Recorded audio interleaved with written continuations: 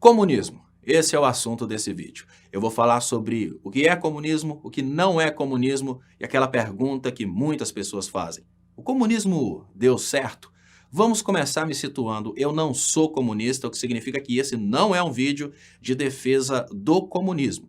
E já para começar colocando pontos que são importantíssimos para você entender a condução desse vídeo, o comunismo não é uma espécie de doutrina de defesa dos direitos gay, dos direitos de minorias.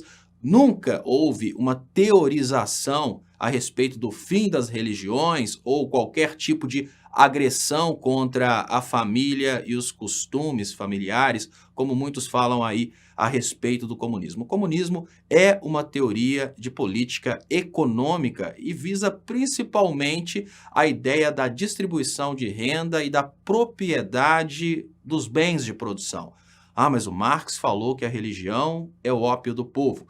O Marx se referiu à religião como o ópio do povo, principalmente porque muitos teóricos conservadores naquela época utilizavam a ideia de fruir após a morte aquilo que você não tinha em vida. Então a religião, ela era utilizada para endossar a ideia de que alguns têm que ter acesso à glória na terra, enquanto para outros está prometida a glória nos céus. Então, ele criticava o uso da religião para fazer política e não necessariamente Jesus Cristo, Mohammed ou Deus. Então, agora que você já sabe o que o comunismo não é, vamos pensar a respeito do que é a proposta comunista de Karl Marx.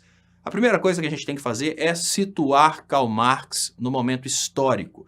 Normalmente, um cientista escreve naquele momento em que ele está vivendo, para aquele momento em que ele está vivendo. Obviamente, se Karl Marx estivesse vivendo hoje, ele estaria escrevendo sobre a pandemia e não sobre, necessariamente, o comunismo. Então, naquela época, nós tínhamos fábricas que exploravam os trabalhadores, era o início da Revolução Industrial e os trabalhadores não tinham horário de trabalho e eles trocavam a sua mão de obra pela sobrevivência. Era uma situação muito próxima da situação de um escravo, só que a situação era um pouco pior que a situação do escravo, porque como o escravo era propriedade do dono do escravo, o dono do escravo tomava as providências para que o escravo não se machucasse, para que o escravo vivesse bem, porque afinal de contas, assim como um cavalo, assim como um boi, o escravo era propriedade daquele determinado dono.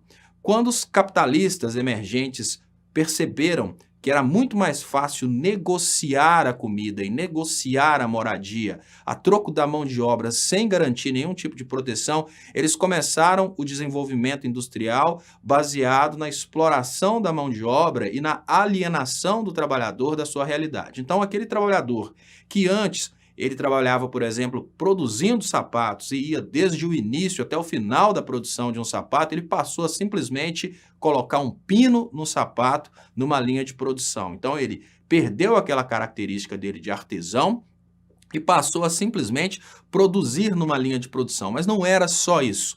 A grande realidade daquele momento era que muitas pessoas, principalmente crianças, trabalhavam em fábricas simplesmente para terem onde dormir e terem onde comer. E essas crianças e esses demais trabalhadores, eles não tinham nenhum tipo de respeito humano.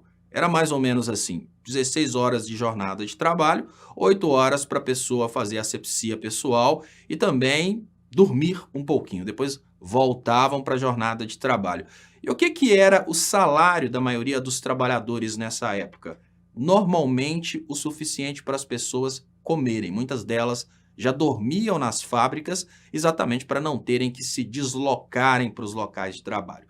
Uma coisa muito importante desse contexto histórico em que Marx escreveu era que as fábricas estavam situadas em um determinado ponto da cidade e para os donos das fábricas chegarem até a cidade sem verem as favelas, as prefeituras construíam muros. Então, a pobreza, os trabalhadores que estavam nessas fábricas, eles eram escondidos dos donos das fábricas para que os gerentes, os donos, os demais funcionários de alto nível não tivessem nenhum tipo de compadecência ou dó da situação de vida daqueles trabalhadores no chão de fábrica. Então, essa era a realidade histórica no momento em que o Marx escreveu o tratado dele a respeito de um socialismo que levaria ao comunismo.